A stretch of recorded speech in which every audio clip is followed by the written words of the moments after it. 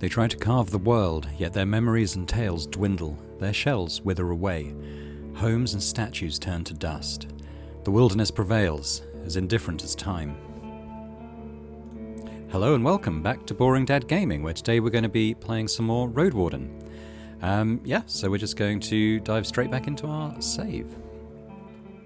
So in the last episode we had gone to this town. I think it's Howler's Dell it's called, isn't it? We'd explored a fair bit. I think we'd done pretty much as much as we can. So we're going to travel. And our plan for today is to return to the ruins. It's going to take us an hour and a half to get there. We're going to pick up the scavenger that we met, maybe poke our nose into the one corner of the town we weren't able to explore because we started to be sick, which was rather unpleasant. And then we're going to take him back to the Pearl to the North, where he can sell all his stuff, maybe give us a cut of his profits. And then we're going to go back to the crossroads and head east and then south. And we're going to try and find this dolmen, and hopefully we can find a healing potion to then bring back to Howler's Dell and get some more money for that. And then maybe we can afford maybe we could afford a toothbrush just to make ourselves a bit less disgusting to be in company with. The village remains dead. Let's see if our fish traps had any luck. We caught 3 fish. You pull the rope and see 2 flopping fish inside. You prepare your axe, then open the lid and reach for your catch. You stun the animals one by one with 2 careful blows in the top of their heads, and then finish them off with a knife, cutting underneath the gill plates. You spend another minute or 2 bleeding out the fish in the stream, and then cover them with a wax linen sheet. We should eat them soon before they spoil, so that's a good idea. Yeah, we'll save our road provisions and eat the fish instead. We are going to be passing back through this way, so let's set the fish trap again. I want to explore the northwest part of the village, this sort of black fog of war area we haven't been to yet. The colourful grass covers the entire fenced pasture. The large stone placed in the middle suggests it could be a playground for ibexes, or maybe it's just an old garden. You see a couple of small sheds, a latrine, and a single building in the south completely burned down. All of these places were cleaned up by the scavengers.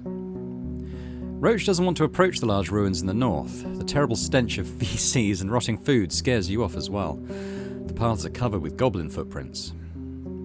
It's daytime, so the pack should be asleep. If the beasts were active, they would try and scare you off or to hunt down your mount. This is their territory, and once they wake up, you will face a furious enemy. So we're going to go somewhere else, quietly. Do we look around the northern gate? Okay, I think we've got a bit of time.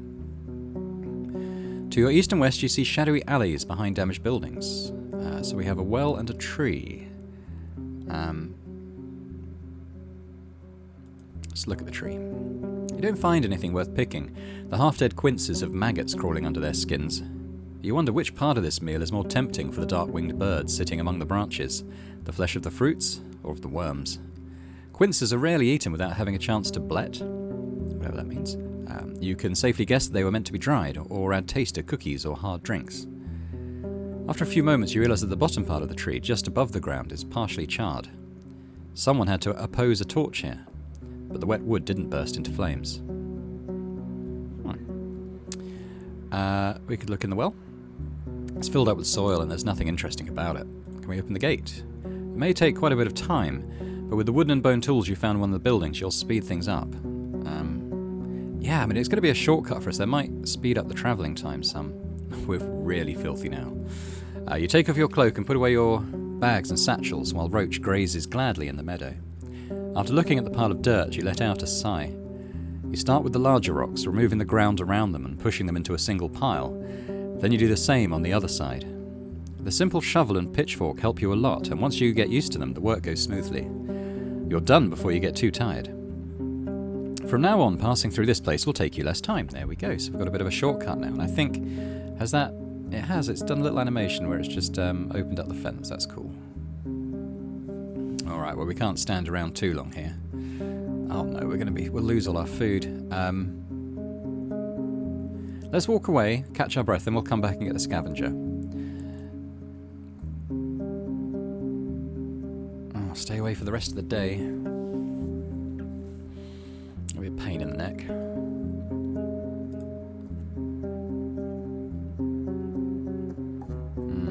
I wonder what it is about this village that makes us so ill immediately. We could wash in the river. Oh, we do still have soap. Okay, yeah, we'll wash. There we go.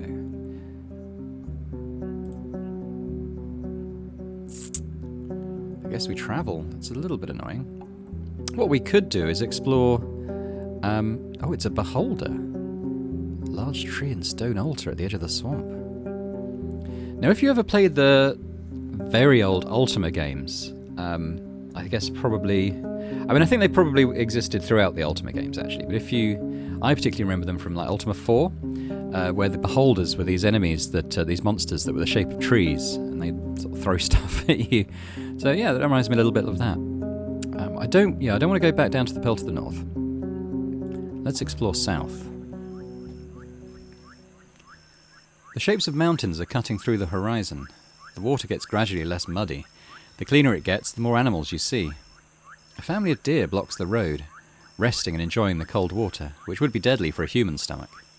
You consider riding around them through the sparse meadow, but your presence also causes them disquiet. Without much haste, they regroup and run east into the leafy forest. Let's go forward. What have we found? Looks like an old mine. You've reached Hag Hills, the wall of stones that has stopped the city's grasp. The one well-established route through them leads through the valley where you found Tulia's camp. There are no maps of the highlands, nor local tribes, only stories. The beaten path leads you by the garden beds of herbs and vegetables to an old, yet not abandoned mine, hidden behind a massive door made of steel. So it's not abandoned. Okay, we look around, there's no hitching rail for a mount.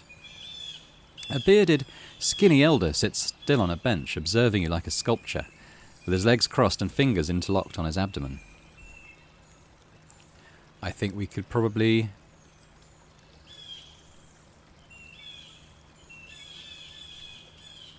Let's just get off our horse respectfully. You dismount and keep an eye on Roach.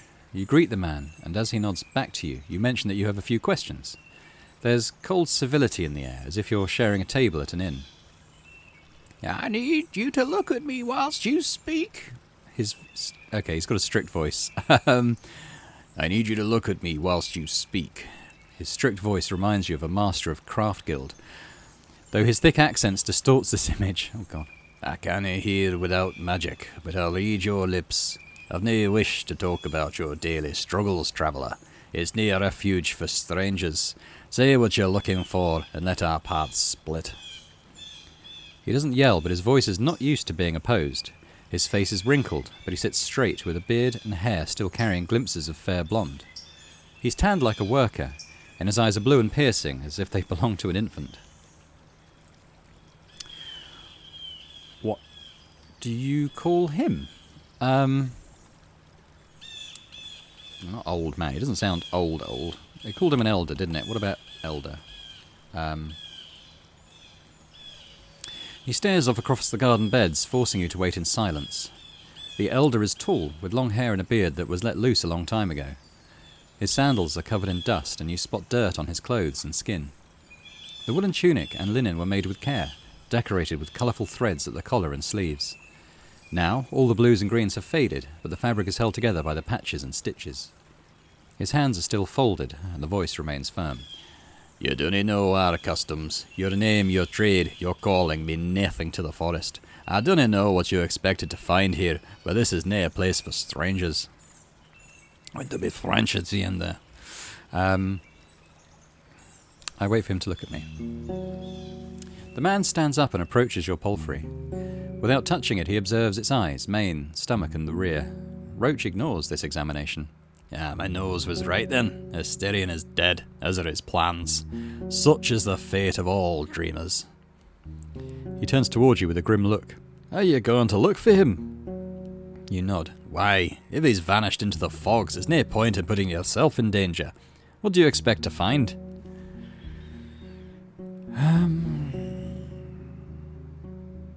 If he's dead, I want people to know about it, I think, out of those choices. There's a playful glimpse in his eye. And you just want the truth for its own sake with nae gain behind it. Ha! His laughter is chilling. I had heard he had put his hands into many storms which lay end without him. I do not doubt people will value the knowledge. He pauses for a moment and then looks away. The peninsula could use some honesty. With lively steps, he heads towards the spring. He washes his hands, once again forcing you to wait. Old people need time to gather their thoughts. We do. His voice is cold and confident. So, what do you need?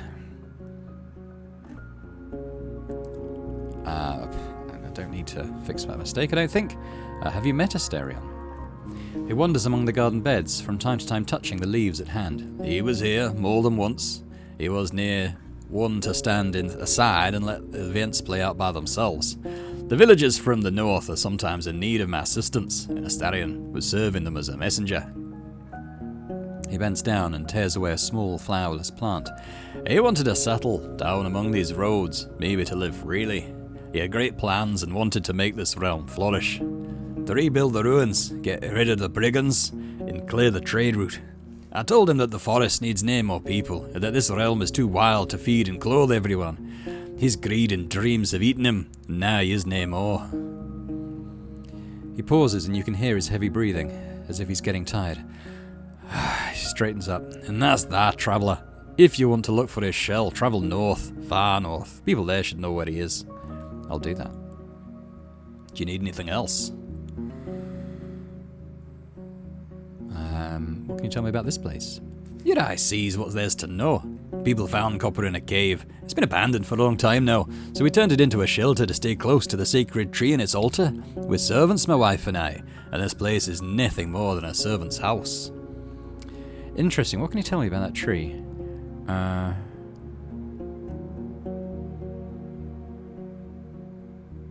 Tell me about the altar. He smiles. 'Tis the tree that you should pay attention to. The true gift from the forest. It answers to our offerings and rewards us with its magnificent fruits. They heal both shell and soul, and make anyone who eats them stronger than they ever were. We gather around this altar whenever the winter ends, and whilst it requires a painful sacrifice from all of us, it prepares one's soul for the future like nothing else could. What about if you chop off a bit? Which we have done, obviously. Maybe he knows about the village to the east. I'm near willing to tell you that. He raises his chin. His beard shakes. This shameful tale ought to be kept in the past for the sake of the living. Are bandits bothering you? He strokes his beard, but then grasps it nervously. There are souls who steal from White Matches, a village in the north. They would not dare to show up here, but those brigands are brutes, simpletons. Even their leader, Glaucia, listens only to force and will humiliate for the enjoyment of her band. She cannot be afraid of some lost Roadwarden. He lets go of his beard and lowers his head. She's drifted so far away from her old self. A kind, bright girl from Gale Rocks, loved by her parents. But now, dinna cross her or she'll find you. What about the druids? He strokes his beard gently. I will not share our paths with strangers. We are often for the people of Howler's Dell and for the lands around it, so he's a druid. How do you survive by yourself? His raised voice makes him sound like a preacher. One day, me and my wife will be but defenseless old people, but we have studied Numa and leaves for many decades. I heal wounds and illnesses of humans and animals alike, and the beast listen to our whispers. The holy seed lets our shells wait for death in strength. Seems like the path at the heart of the woods is quite dangerous. It has a long and dark past, and already caught many souls of its builders. 'Tis paved with blood, and last 10 years have revealed it was all for nothing. Since the days of... He glances at you, once again surprising you with how shiny and lively the blueness of his eyes is. Of grand discord, the tribes of this land are locking themselves in their fields and houses, too afraid to leave them behind, too untrusting to meet other souls unguarded. 'Tis nae the first road to be claimed back by the wilderness, and will nae be the last. You ask if he has any tips for you on how to survive such a trip, and he tells you it would be wiser to just avoid it. He then reaches to his pocket, grabs a leaf and puts it in his mouth, chewing gently. Death may take many paths to a stranger, but cats are the one enemy that's both as dangerous in its stealth as in combat. No human can fight it alone. If you see one of them and it's near too late, dinna provoke it. Make it wary, but nae scared. Look big, talk a lot. See its action in its eyes. Does he have a job? He looks at the garden beds. We've got everything we need. Any other information you can give us? Can? I've lived here for almost a century, travelled both by the paths and through the wilderness. He's 100 years old. His voice becomes stronger and makes you think of a bard. But I will nae be your guide or a teacher, and if there's anything I can wish for, 'tis that you will stay away from the woods. The creatures get angrier the more we take from them. They do not listen to our warnings, and one day they'll bury us under a storm of claws and fangs. There will be nae soul to spare a tear after us. His tears are as harsh as his eyes are as harsh as a hawk's, making him look like a priest who hears a child asking for honey on a day of a ceremonial fasting. Do nae poke the hornet's nest. Do nae ride east, and never use the path that runs through the heart of this land. This road was meant to save time, but brings only death. Be a servant, nae an overseer. Do nae try to bend this place to your will. He points to you and wags his finger after every word. Your will, anyone's will, is the key to danger, nae salvation.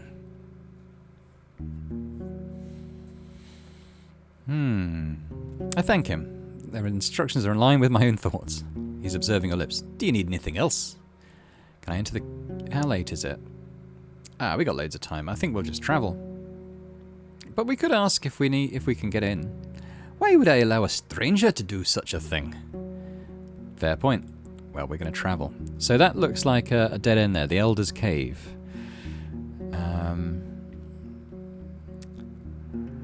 We've got 6 hours till dusk.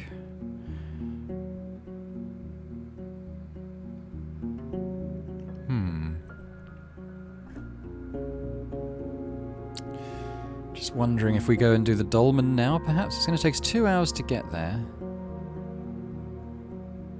We could always go back and rest at Julia's camp if we need to. And I guess tomorrow we'll go there, then double back. It's not... They're pretty close, so it's not too much of a problem. Let's go east here. West. Yeah, east. Of course it's east. The curvy road east is overgrown. Haven't we just said we wouldn't travel east? Roach trots when it has a chance, but more often it walks, forced to jump over larger branches blocking the path. The nearby lake is surrounded by thirsty wildlife.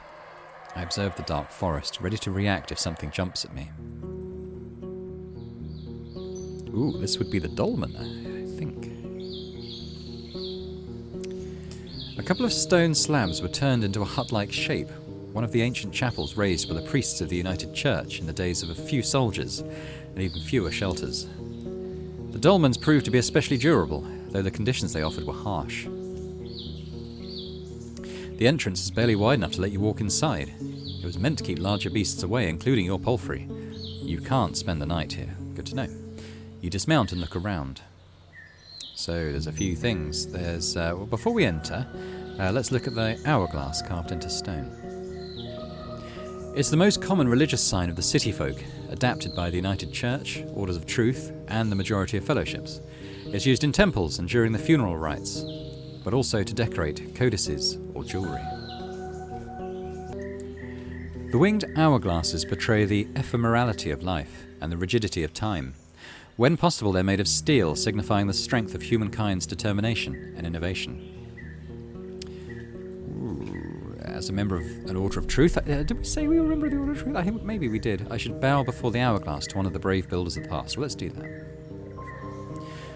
You stay in front of the symbol, lowering your head and gathering your thoughts. You try to imagine the struggles of the valiant builders who put their time, sweat and blood into gathering, shaping and transporting these huge rocks.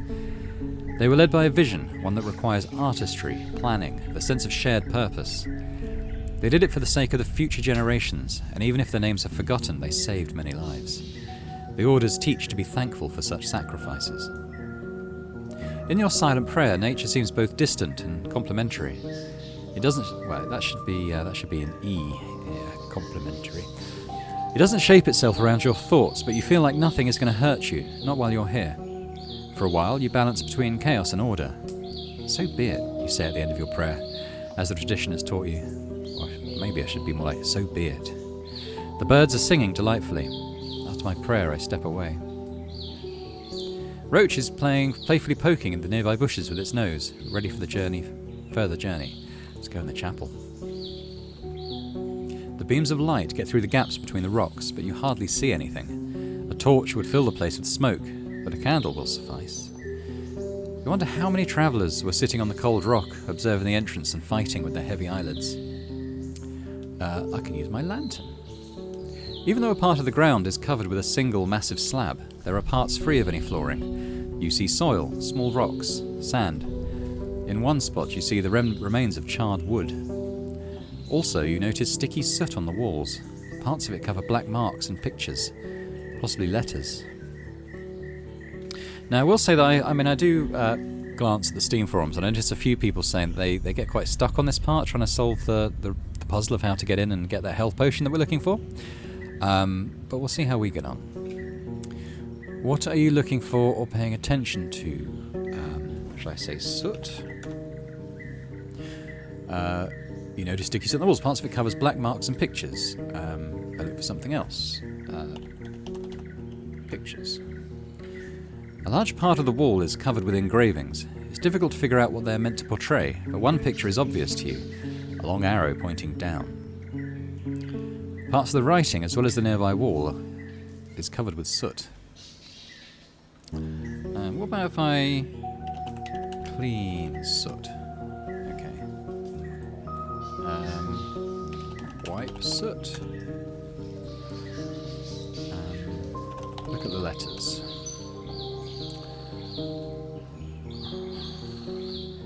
The writing.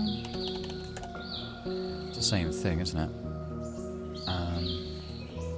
Let's look at the arrow then.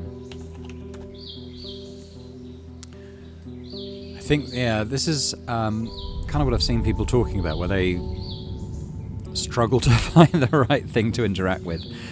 How about keyhole? We know there's a key for this place.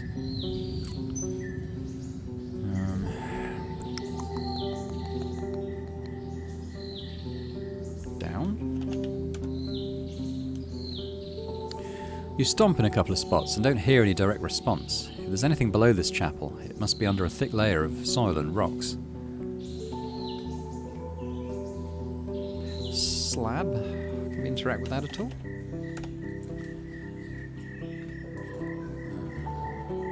We had this text before.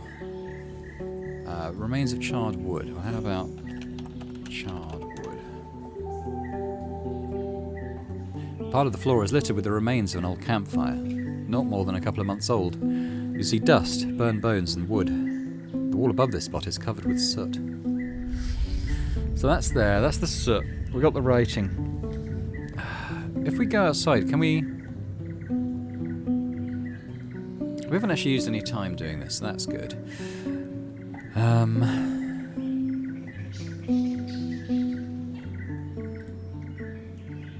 It does say door, doesn't it? Can I say door? There are no doors in the walls, and considering the size of this dolmen, it is only one chamber.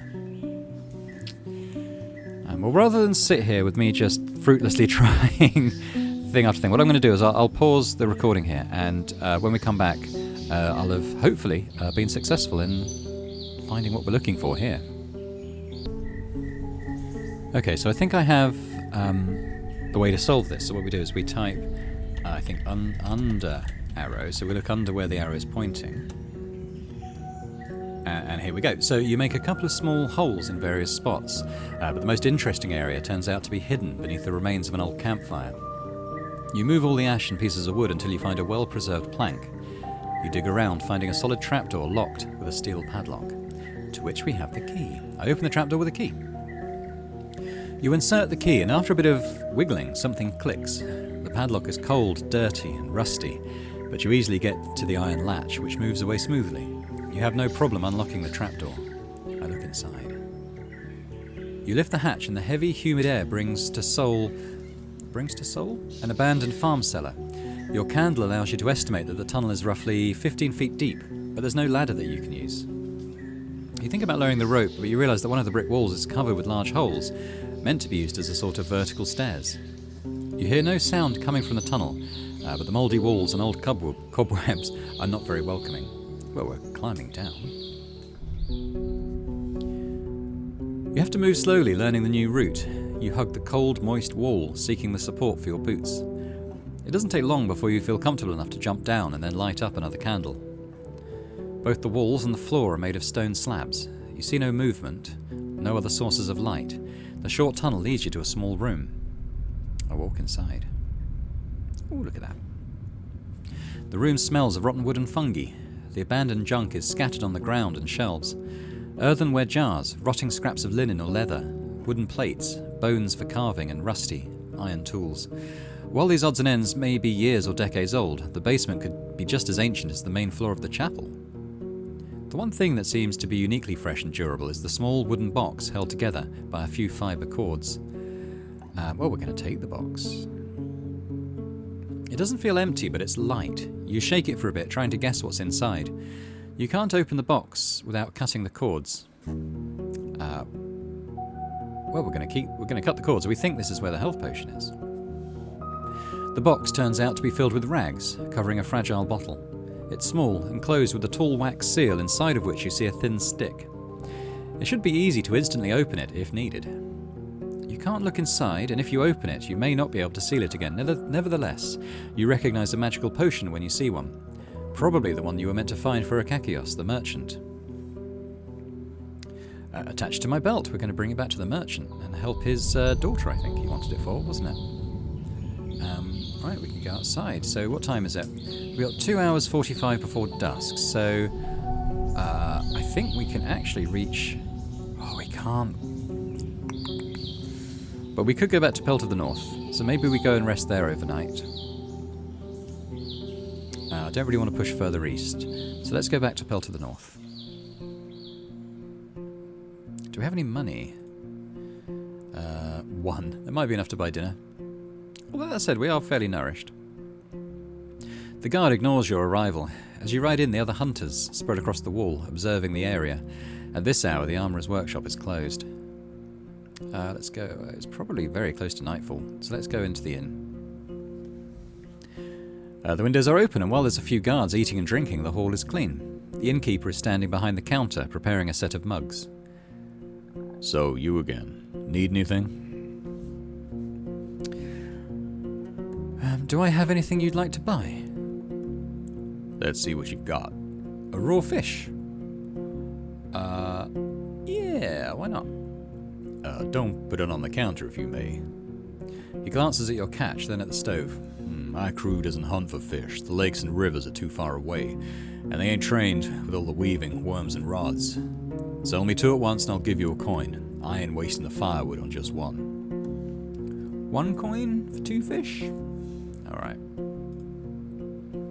You pull out some items, but the innkeeper shakes his head. I don't need those, nor could I sell them to anyone. I'd rather make coins than waste them, so bring me something of value. Show me your wares. I don't think we need to do the rations. I wouldn't mind having a bed for the night, though, so...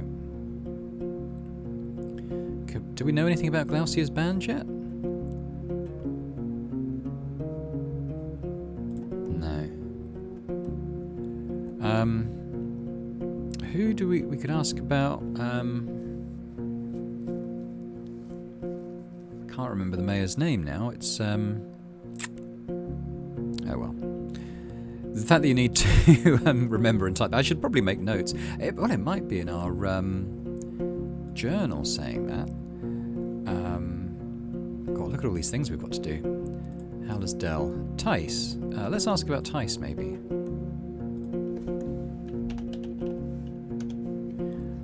Yeah, people say she's a good mayor, but she's rich from birth, so also careless. She doesn't know the struggle, the hunger and dirt, so fancies her clothes more than one should. She thinks she keeps her village safe, even though it's the druids who do all the work. He looks down, but finally speaks again. She may be frivolous, but isn't stupid. If you're smart, better keep your eyes open. Alright, I don't really know the names of too many other people. I could look through, but... I could sleep. That's probably the option I want, isn't it? I only have a single fish to sell. Alright, let's sleep. So yeah, so we're going to pay 1 rent, I think, which is going to restore some health. It's going to restore some pneuma, the magic, and it's going to make us a little bit cleaner, which sounds like a pretty good idea. A comfy bed with a clean blanket and an isolated chamber. You'll also get a large breakfast, a wash tub with water and soap, and some cloves to wash your teeth. Some cloves, not clothes. Sounds good to me. You hear a thunderous roar. You rise to your feet and rub the sleep from our eyes? Your eyes, I expect that is. The doors are opening. People are shouting orders and words of warning. As you open the window, you see what's behind the commotion. Something is on the other side of the wall, trying to get through, and the guards are fighting it off with their torches, spears, and crossbows. Thanks to their light, you see the large furry paws placed on top of the wall walk. As far as you can tell, the beast is but a single leap away from getting inside. Right, we need to help them. That's our job, isn't it? You look for your gambazon and blade, still a bit foggy in your thoughts, and once you find them, you struggle to get inside the jacket. As your habits kick in, you see the innkeeper right in front of you holding a candle. "You're a guest, stay here," he says without a shadow of hesitation. "My team has no time to worry about the outsiders." Just after his words, you hear a cheerful laughter from the wall. Judged by the way they point their fingers and lower the weapons, the beast is fleeing. Well, I shouldn't expect people will need my help all the time. Bit of excitement there. The small room is quiet and far away from unwanted eyes. You take a calm bath, rest on a soft mattress, look through the window and enjoy the minutes of safety. In the morning you find a stool with a large wooden plate bearing an aromatic breakfast, a decent stew with white bread to dip. Downstairs the innkeeper is putting firewood into the stove. He asks if you need anything. I think that's all I need. So we've got a bit of time before dusk, but what we're going to do, we're going to... Do we need to wash? We probably don't need to wash right now. This is the cleanest we've been. So let's travel. Let's go to the ruins. We're going to grab the scavenger. I don't know if we ever knew his name. Go to the scavenger's camp. So he said we could be a couple of days, and that's what we've been. The entrance to the scavenger's hideout is open. You see scraps of metal organised in piles, while the old furniture has been dismantled into loose planks and pushed into corners. What was his voice like? Aye, Roadster. The man looks tired and his beard is sticky, but he smiles at you. If you're ready, I'll start packing the tent. If you don't want to wait, start putting the iron on your mount. It'll be quicker. Just say the word and we can leave. Good time to head for Bell to the North. The scavenger keeps asking you to watch out for beasts and wraps the sharper scraps of iron in his cape. Folding the tent and putting it on your horse takes a while, and neither of you can sit down on the large pile of sacks and bundles. There's a long walk ahead of you, but for Roach it won't be much of a burden. Once you clear the room, you walk away. You hear only the birds and horseshoes, and then, after just a couple of moments, the man starts to whisper. Faster, eh? The apes are starting to look at us. You don't see any proof of that. Nothing we can do about it. I lead us to the southern gate.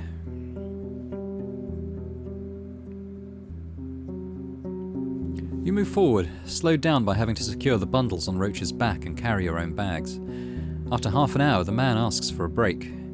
Even though you shared your food with him, he's not fully recovered from days of hunger, but the farther away you get from the ruins, the more cheerful and talkative he gets, mostly speaking about what he needs to buy and how much. He hated the damn place. Then the beasts showed up. I prepare my axe.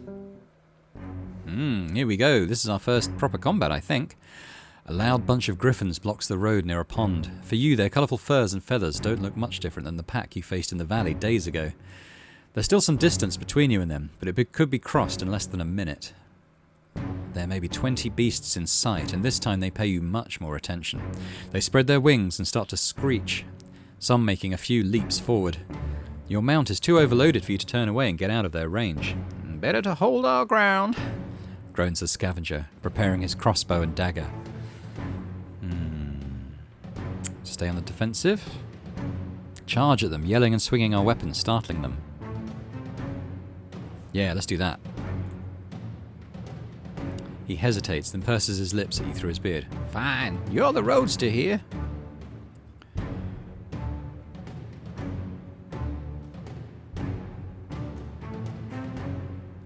We can startle them. startle one of them. We could run between them, trying to wound some, but keeping our distance. Or I'm inclined to take this third option, which is there's no point in trying to kill them. Instead, we try to be as scary as we can, not bothering with the fight. Yeah, let's just try and startle them off.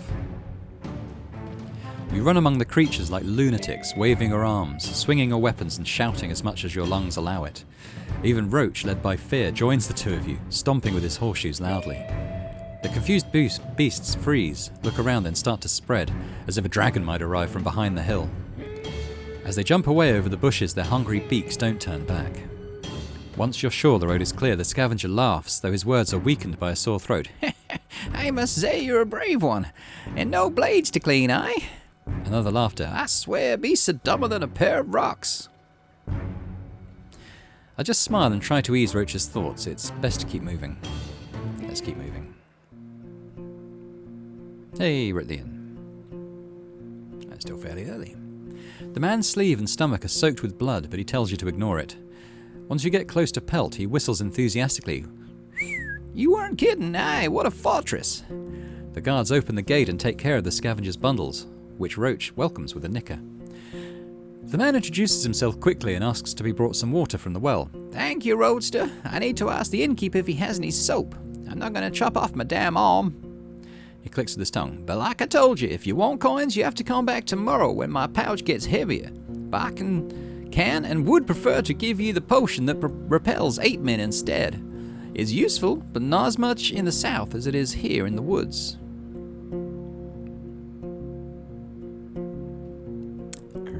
Maybe the jar would be useful. I mean, the money seems to flow through our fingers pretty quickly, doesn't it? Let's take the jar. Ha! I'm glad. He unpacks a large jar made of clay. I'm not gonna lie, Roadster. It's pure troll urine. He chuckles. Don't ask me how I got it, eh? If you want to scare off some ape men, use it before they see you. Trolls eat them all the time, so they stay away for as long as they can. You imagine that you feel warmth from the jar. Well, I won't miss it.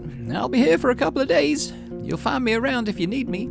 After all my recent camping, I'm going to spend a few hours kissing this nice, strong wall. He starts to laugh and walks away, waving goodbye. I pack the jar and make sure it won't spill in my bag. It's a good idea. You got troll urine? I don't think we need any armor repairs. In fact, we're pretty well set for stuff generally. So let's just travel. And I think we probably want to go back to Howler's Dell, and then we'll sort of launch off from there.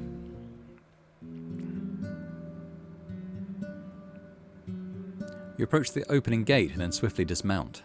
A guard approaches you, ready to take your mount to a stable. Hello, stranger. What news do you bring? We can gossip for a bit. Even though Howler's Dell is a large village, the life here is slow. The curious locals gather around to take part in your conversation. Recently, 2 groups of local kids have invented a new way to wrestle for points, and they're now trying to outdo one another in small contests. I enter the village. You spend a few minutes with Roach, but before you reach the square, someone clears their throat. You turn towards a man in his 50s with large hands, an elegant beard and no hair. The stable master? He both introduces himself and answers an unspoken question. You frown, then realise that you indeed saw him before, and your palfrey was nicely taken care of during your first visit to the village. Or rather, I'm one when 'tis necessary, but I'd rather grind flour, he says with annoyance. You dinna think your beast waters itself, brings itself fodder from a storehouse, and cleans its own shit, eh? Takes time and hay. If 'tis, he points to your companion, isn't gonna work for it, you better have a pouch at hand. You look behind you. The stables are not much more than an open shed, with piles of planks, 2 donkeys, and a bunch of napping chickens. Would a dragon bone be enough? He nods. For one day, aye, that's fair. He looks around, rubbing his hands together.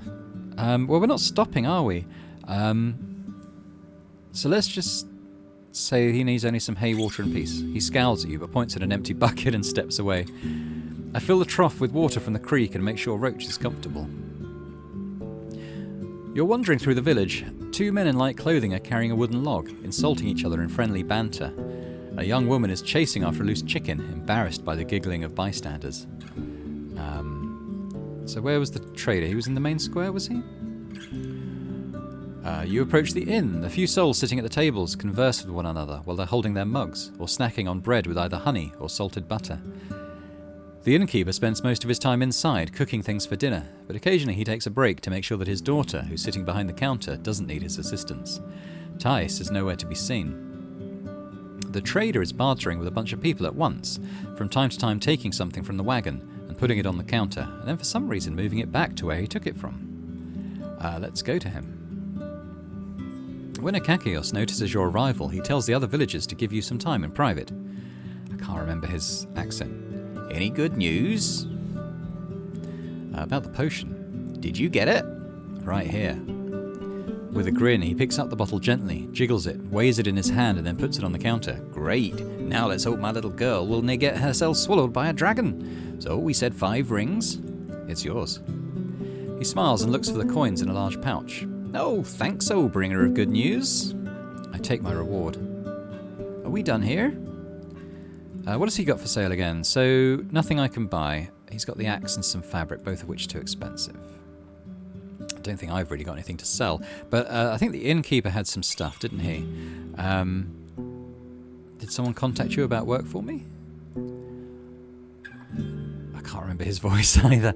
Very much so. Ask for Timo. She's usually at the creek just outside the southern wall doing laundry. She wants to find herself a husband. There's nae much in it for you unless you'll be here for the marriage rites. But it will make her happier. Timo, eh? Caught some nice fish. Would you like to barter for a food ration? He raises a fish to sniff it and holds his beard back, keeping it clean. No many fish in our creek. I'll put them in a soup or bake them for a sauce. How many do you have? I'll give you a healthy meal for each one. You can take one. Got a food ration. He takes your fish inside, making quite a bit of noise once there. When he returns, he's holding a small package wrapped in waxed cloth, which should be somewhat waterproof. That's good. So our fish were going to spoil, weren't they, if we didn't cook them, but we've exchanged them for food rations, which we can keep. So we don't need bath and dinner. That's off the menu. We've got 5 food rations now. I think that's plenty to be getting on with. A teeth cleaning set, though, to help keep our teeth clean. Maybe we'll buy that for 3. Let's do that. Someone dreams of a healthier smile. He rubs his hands. But before you take it, he puts the box in front of you. I've got the hazelnut twigs in the sheath, but I can replace them in no time. What taste are you looking for?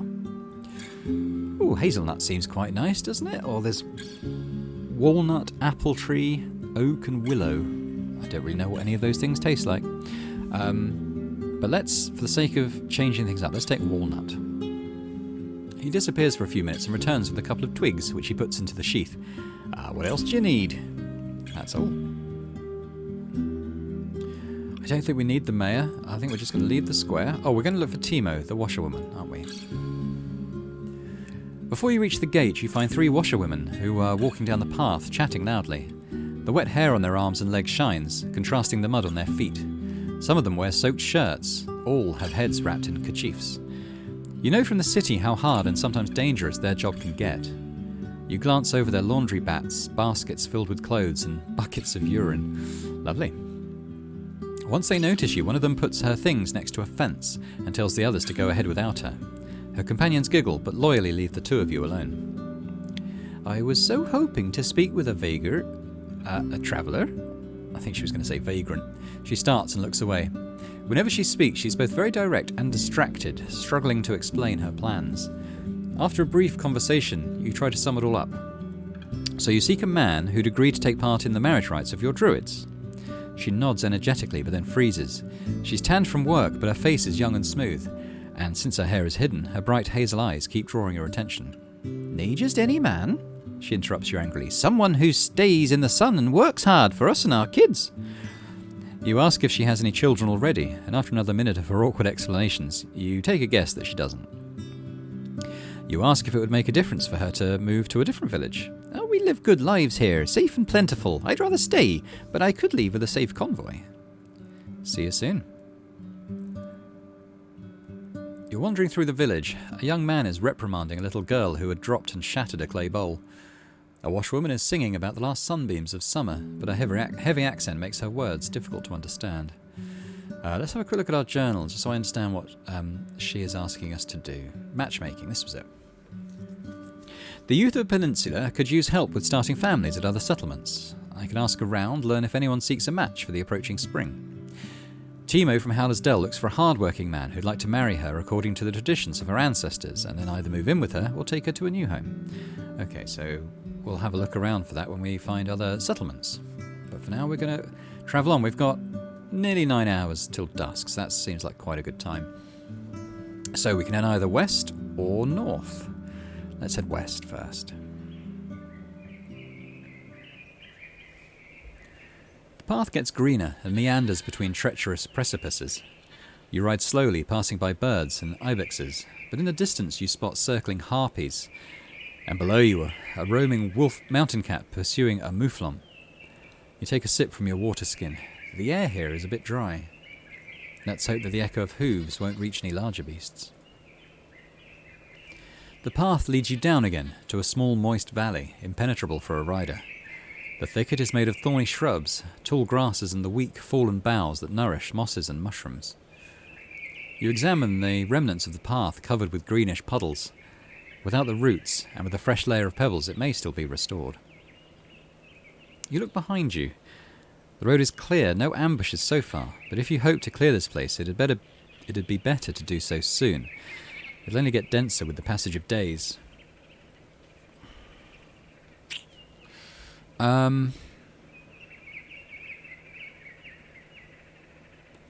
Let's see, what could we do here? Remnants of the path. Okay, well we could clear the path. 2 hours. How long have we got? We've got 8 hours till dusk, so okay, let's do that. Used half our nourishment. Your muscles, not used to such tiring work, grow tired quickly, so you take a few short breaks, avoiding the thorns and dirty water. When it comes to pushing aside the boughs, you breathe heavily, but you need only enough space to let your palfrey get through. Maybe the animals will start to roam this place again, beating the path. Ooh, what's this? You reach a convenient mountain pass, with crags smoothed out by centuries of rain and wind. The sun warms up both the vegetation and the beaten road, and the only beasts you spot are loud rooks, glancing at you from the rocks and branches. Clearing the rock slide would take hours of work and a large group of people, while forcing Roach to climb up and down could break its legs. Okay, let's dismount and look around. You climb up the rocks, having plenty of spots to rest your hands. Most of them won't even move an inch. As you get closer to the small dead tree, you notice something odd amongst the stone. Pieces of old fabric, completely covered with mould. Most likely the remains of a tunic. There's nothing I can do here. All I can do is travel. So we'll click on the map. And it is a rock slide. Mountain pass leading to the sea, blocked by an earthquake. No suggestion that I can go any further that way, so let's go back and head north from the village. The road is beaten and free of litter. You notice paths between the fruit-bearing trees on your right, and soon after that you ride alongside vast fields of broad beans, almost ready for the second harvest of the summer. Then there are the green hemp plants, taller than you are, waiting for a scythe or sickle. The locals keep the beasts at a distance, I guess.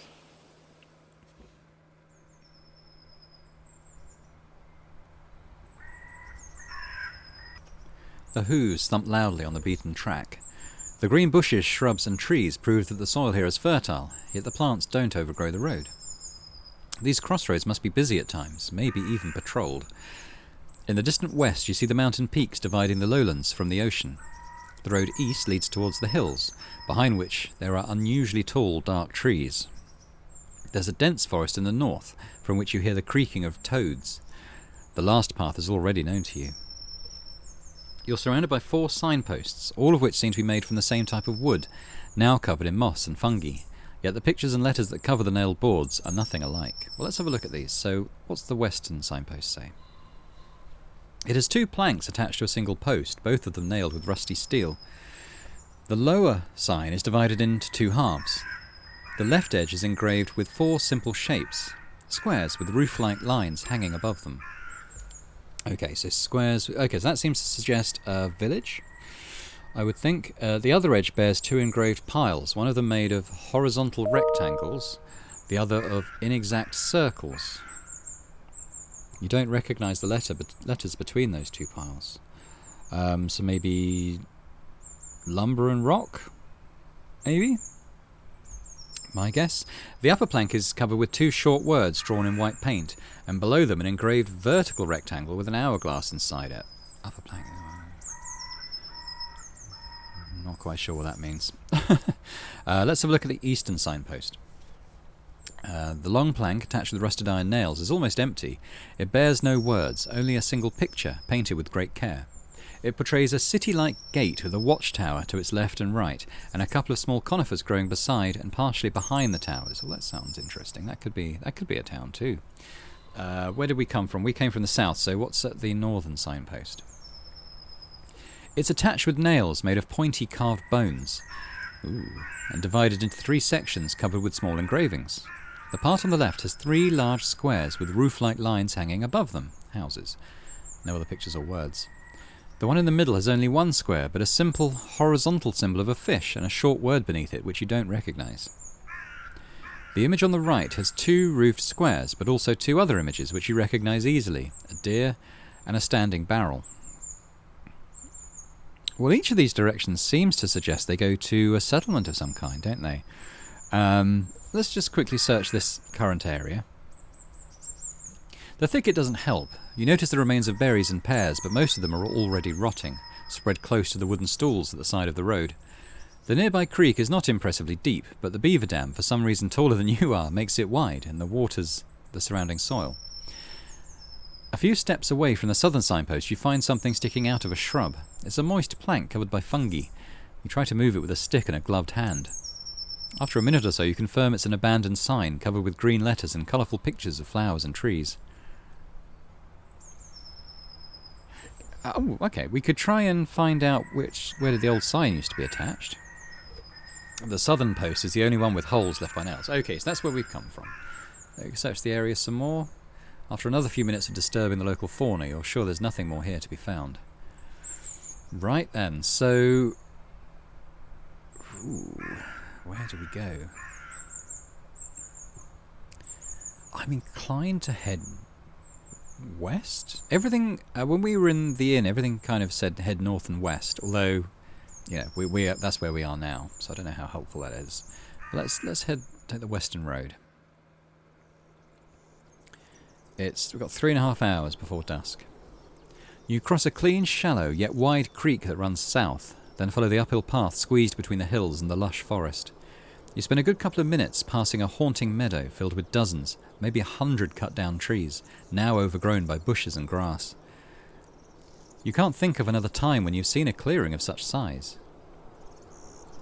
Seems dangerous. If this goes on, the animals will join forces to strike down whoever's responsible.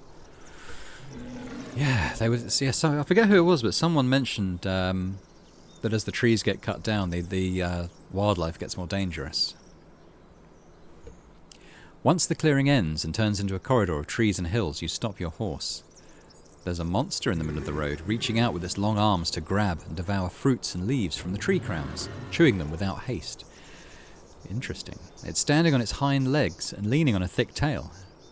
As there isn't much hair on its grey skin, you see its impressive muscles.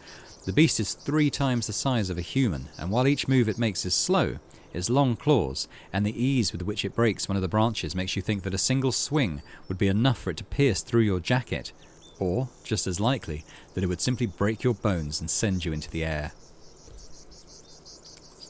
Like most people, you know quite a bit about pebblers. Once they get used to an unfenced farm or a forest garden, getting rid of them can be a huge issue. There aren't many blades able to cut through their thick skin and bones, and a single mistake may put them into a furious charge, encouraging them to look for human dwellings, which they can tear down in revenge. The beast doesn't give you as much as a glance, but also doesn't move away. The best you can hope for is that it's going to walk away on its own. Maybe tomorrow, maybe later. Okay, I've only got one choice here, which is facing it in a fight would end up badly. I return to the crossroads. Okay. We are back at the crossroads. I only used 15 minutes, so that's not too bad. I was quite intrigued by the... this path is currently blocked by a pebbler. That's cool. And this one down, yeah, it's too late to explore into an unfamiliar area. But I want to go east. That was the sign suggested it was maybe more of a walled settlement. Maybe a bit sort of castle and keepy. Oh, well, what's this? The corridor of leaves and grey rocks leads you to a gate, large enough for a wagon held together by a wooden bar. The planks and rocks are covered with claw marks left by various monsters, but they weren't able to damage the wall as much as the passage of time and the piercing rains. A large man covered in shadows is observing you from the roofed tower. His voice is hoarse, distrustful. You lost? I don't know your mug. And we can try and be friendly. I introduce myself. Good time to get to know each other. Yeah, I've got naught but time. He chuckles weakly, leaning on the parapet. I heard no human voice in days. I'm armed, you know. He sticks out a loaded crossbow. But I'm no enemy, just on duty, guarding. You can hang round, but I've got no ale or water. He leaves the tower. He's wearing a black gambesson, so ragged it can't be fastened anymore. It tells a story of claws, thorns, and improvised repairs. The hole in the man's hemp pants reveals a scraped knee. It's hard to tell his age, though his exhausted, sleepy eyes, a short, unkempt beard, and a bandage horizontally covering his ears, and the spot that used to be his nose. Oh, I can't tell his age through those things, sorry. There's clotted blood in his brown hair, and mud on his clothes and brown neck. Despite all this, he's of a huge shell, with wide shoulders and thick legs. He crouches, places his crossbow on the wall, and gives you a curious look. You're new to wardening? We could say new here, but I know what I'm doing. No past would prepare you for this shit place. Nights are all ate piss and blood. Just before sunrise, a bird tried to pluck my eye. This gate here, he places his hand on a brick as if to prove it exists, is older than me. All there, he points behind him, wilds and beasts. My tribe built this place to keep them away from us and us from them. He scratches the bandage on his cheek. Name's Quintus, from Old Pagos. Been there? Not yet. So you don't know. It's west from here, behind the crossroads, but it's touched by sickness. So that was the way we tried to go initially. We used to send one soul here every morning and escort them back before nightfall. But some days ago, no one came for me. I spent a night here. Sneaking wolf shits almost got me. He picked up an almost empty water skin from behind a parapet and takes a sip. I went home by myself, only to learn about the sick. I've been here ever since. What do you know about the plague?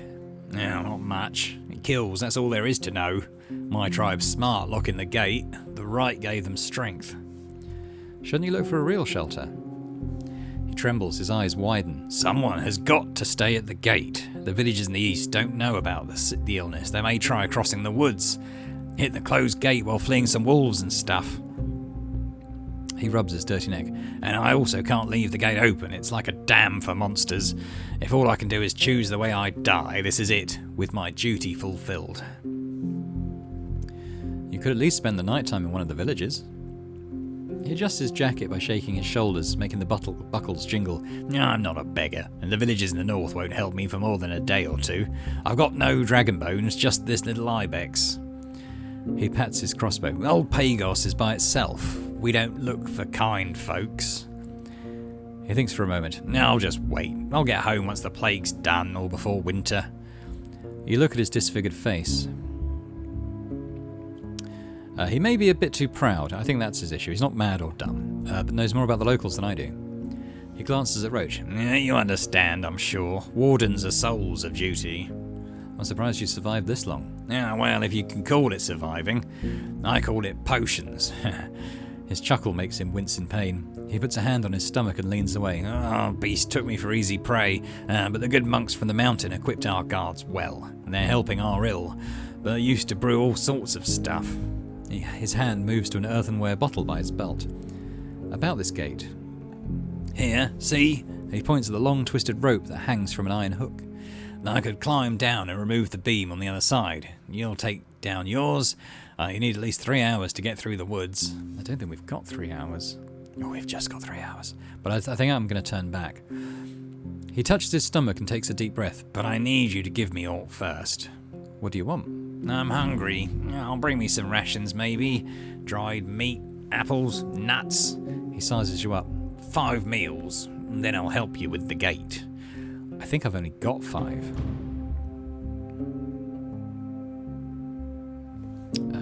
We'll say we will bring him some food, but I'm not going to give him all my rations at this point. I'm looking for a Asterion. Now that's nice, but he hasn't been here in many days. You sure he's not dead? After you admit that he very much may be, he puts a hand on his waist. Well, better get ready to slit open every dragon belly in the wilds. Did he often travel through the woods? Sure, although on a different mount. He had a saurian, 4 ibexes long, 2 ibexes tall. It moved on 4 legs and jumps high and far. It's dark green, like rotting leaves. That one time, I was taking a piss in the shrubs and a Asterion made the beast run up the rock face and it jumped on that. He points at the hill. And they ran above the wall and landed on the other side just like that. He snaps his fingers and his voice and eyes gain new vigour. You say the saurian was large and green? I mean, not everywhere. He points at his eyebrows. He has red scales here, and on the tail, and shoulders, I think. I don't know what to call it. You ask him for a bit about Asterion, but he has little to add. There used to be 6 of us, keepers. I saw him every now and then, but not that often. What about the road behind the gate? No, not much. His chuckle turns into a cough. It leads through lowlands, mostly woods and some ponds. It's dark and lethal. He mentions tales of ghosts, dragons, fogs, and blood mages, but whenever you ask about any creature in particular, his response is vague and brief. Yeah, the tribe's abandoned this path. Ever since the war, the trade has been slow. People refuse to patrol it. The plants are getting taller, but for at least a few more seasons, it's still a shortcut. It's good that you have a mount. If aught chases you, always stay close to the paths and ride as fast as you can. What's it like to live in Old Pagos? He opens his mouth, giving you a puzzled look, then lets out a weak chuckle. What am I to say? We've got rocks. He taps the wall. And make houses, bowls, tools. We sell them too. We grow oats and broad beans. Ibexes give us wool and skins for monks. What do you call it? The one you write on. He moves on when you mention parchment. Yeah. It's a good place. Beautiful. Old. Hill. That's what Pagos means. Old hill. When you bring up the monastery, his eyes get brighter. Oh, good people. They came here on a mission, teaching us Wright's book. Our grandparents were pagans, you know. But we now follow the river of truth. We keep to ourselves, but help others when they need us. I've heard about some bandits. Were they bothering you? He scratches the bandage on his cheek. No, I only know there's one band somewhere, but not around. I never saw them. Why are you afraid of Glaucia? He straightens up and gives you a long look. I don't know who you're talking about. Right, well, it's getting a little short on time, so let's travel. So Old Pagos is to the west here. It's going to take us only 4 to 5, so we've got a bit of time to explore the north perhaps and see if there's maybe a town up here. Some parts of the road lead uphill, some downhill. The forests are lush but not too dark. The few foraging deer and boars keep their distance, and the birds are disinterested in your presence, singing cheerfully and preening their feathers. Sounds of an ongoing hunt reach you from the east, but none of the nearby creatures seem bothered. Once you get further north, the colourful meadow reveals tall hills on the other side of the stream, but the road leads through a valley. Now there's gentle smoke coming from one of the mountains in the west. It doesn't look like a place on fire. Maybe there's a settlement in the mountains. How are we doing for time? Still a bit more?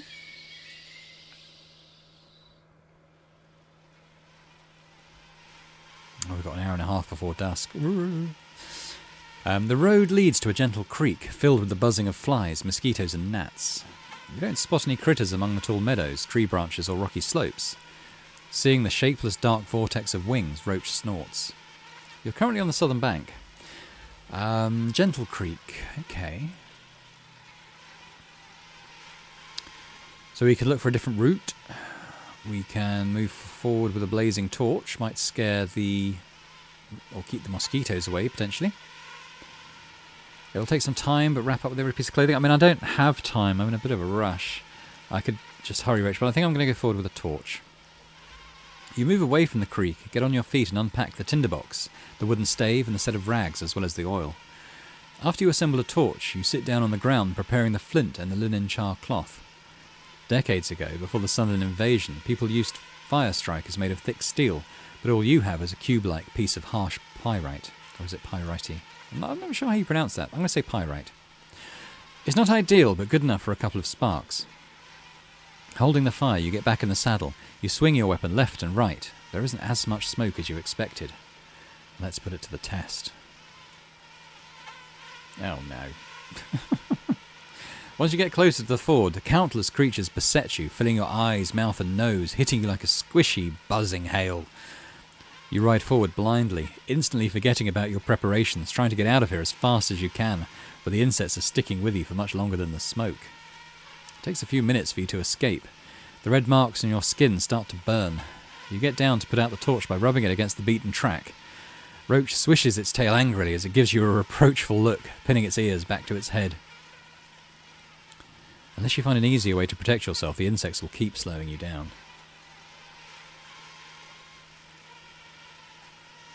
I think we carry on. Oh, still no shelter. For most of the time you're surrounded by yellow meadows. The trees on your left get sparser, while the few lonely birches on your right still bear the signs of tapping, marked with knife cuts, tied with cords. Some of them still carry wooden vessels as if they were simply abandoned, maybe last spring, maybe before that. A few of the trees are already dried out and the winds manage to knock them down. As you get closer to the crossroads, the ground gets muddy. The beaten path avoids the wetlands as much as it can. The screeches and hisses mix with the buzzing of insects, and as you reach a small pond there are signs of blood on its bank. The air is moist and heavy and has a hint of rotting meat to it. Better to avoid the bogs when nighttime approaches. Such places rarely have fine roads. Where are we?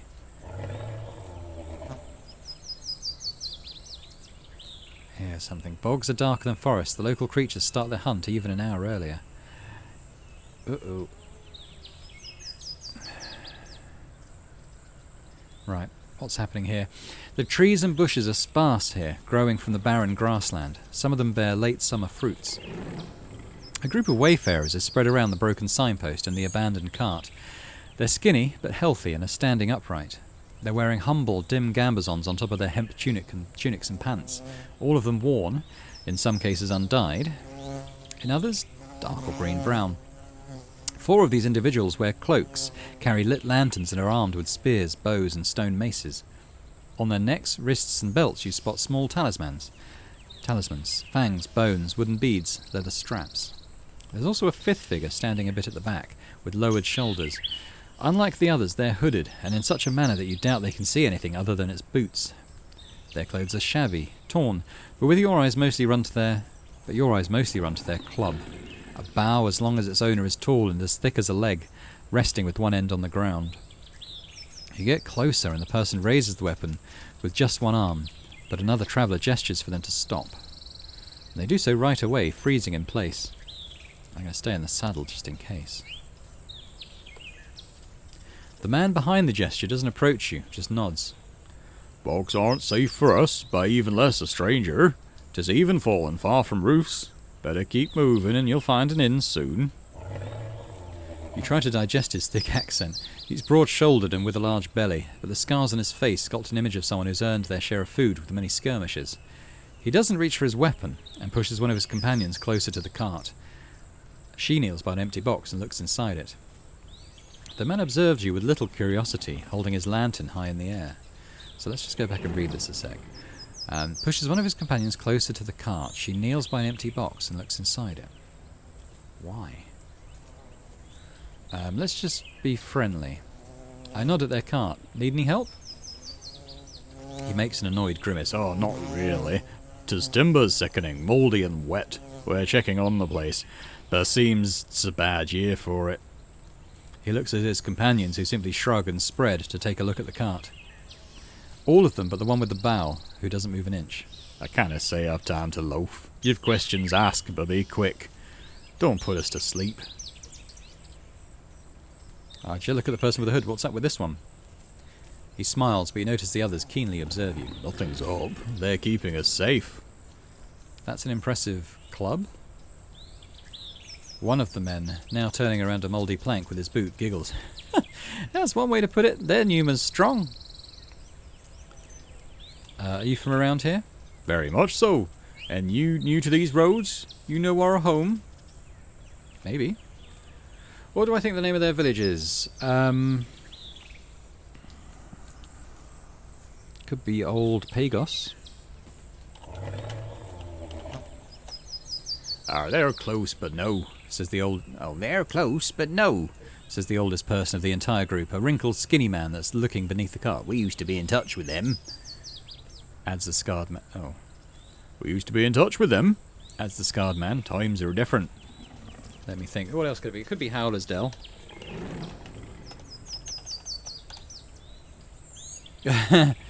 Another man who's leaning on the cart sighs. Oh, I'd rather die, he states, then drinks from a water skin and grimaces with disgust. His boss smiles, but doesn't add anything. Well, you tried. He raises his spear and puts it on his shoulders, holding it with both hands. White marshes, 'tis there. He looks at the crossroad heading east, an old place. Plenty of stories there, but they don't reach the ears for strangers. How can I reach White Marshes? That's not so hard if you've bones or food with you. Ride down the road, turn left, and take a gift to Thyrsus. Thyrsus? The warden of our peat fields. He'll open the creepers for you. Seeing your look, he carries on. They're on the right path. One that'll take you to the village. Anything dangerous between here and there? Water hides saurians. Don't let your horse drink. Just stay on the road all the time. One of the women chips in. And don't follow voices or lights. Weird beasts lure humans into death. And don't touch the creepers. He then stretches out and gets close to the signpost, using his spear as a walking stick. Well, stay safe, stranger. He raises his voice and addresses his companions. We wasted too much time on Tisfroth. Time to get back. The others prepare their own weapons and join their guide. The one with the bow stays silent, until a gentle pressure commands them to follow. They keep up with the rest of the group, dragging the club behind with remarkable strength. Can we travel? There's not enough time. Okay, we are going to have to seek shelter here.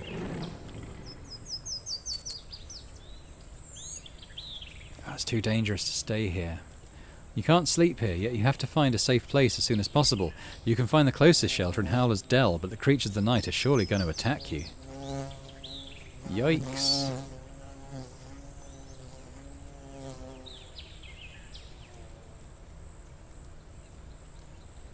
Damn. I was hoping we could push on to the town. Okay, we don't have much choice but to...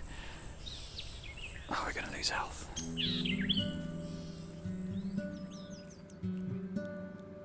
We've got no health. We're on the verge of death.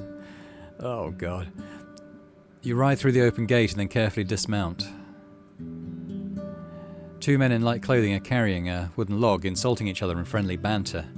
A man is showing a teenage girl how to chop firewood with a bow and axe. You approach the inn. It's getting darker, but not much colder. More than a dozen locals are gathered at or by the tables, playing dice or other games, drinking, eating supper, or simply chatting. The innkeeper is standing behind his counter, filling mugs with beer or buttermilk, while his daughter is cleaning tables with a wet cloth and carrying around a bucket of stream water. Tice is nowhere to be seen. Yeah, we need to... I don't think we need the rations. We've got the food. We've got a bit of money. Let's sleep. And we're going to sleep in a room, so we're going to be able to... It's going to cost us 2 of our 3 dragon bones. But we will restore a section of health. Our magic's full anyway. We'll add some nourishment. Looks like we'll get some breakfast here. And improve our appearance by a fair bit as well, because we'll get a wash tub with water and soap. So let's do that. Definitely. 100%. And we might also use our... I don't know if we can use our pneuma to do the healing spell, actually. If we get the option, I will. The sounds of rain wake you up briefly. Before you return to sleep, you think about your plans. Riding in the mud is difficult. Roach will have a tough time, especially on the unpaved grounds. It may be a good day to take a break at an inn. Maybe. Like most people, you wake in the middle of almost every night. Before your second sleep comes, you spend an hour or two taking care of your belongings, shell and soul. Some people spend this time with their friends, families or lovers, but your routine is different, if you don't have to take care of the essential tasks. I stretch my muscles, work out a bit. I spend some time outside observing the stars and listen to our creatures. I check on Roach. Good time to brush him and make sure he has everything he needs. It's the best time to pray and think about my dreams, or I should stay where I am, trying to ease my soul and focus on my breathing. I feel anxious during this time. Let's check on Roach. Got to look after your horse. You spend the night in peace, in a clean bed with a tightly shut window and a warm blanket. In the morning you find a stool placed by your bed, covered with baked artichokes with a weird, but tasty roasted lizard and a few slices of cheese. Once you get dressed and go downstairs, a young boy, who's covered in mud and speaks unusually loud and enthusiastically, mentions that Roach has already been brushed and watered. You nod, but he runs outside without noticing it. The innkeeper is sitting by the door, from time to time carrying out another bowl with either either stew or gruel. Tice is still nowhere to be seen. So it's early. Got a full day ahead of us. We've recovered some health, but we're not well. We are, however, clean, fairly well nourished. Armor's not bad, and we've got a full load of magic, which we haven't had too much cause to use. Can I? No. All right. Well, I think we're going to leave it there. Got to the verge of death exploring the wilds, but we managed to pull it back. But when we come back, we'll maybe try and push onto White Marshes, which is away to the north. So I hope you've enjoyed this episode. If you have, then please do hit the like button on the video and subscribe to the channel as well. That would be absolutely amazing. And in the meantime, I hope to see you again for more Roadwarden. Bye for now.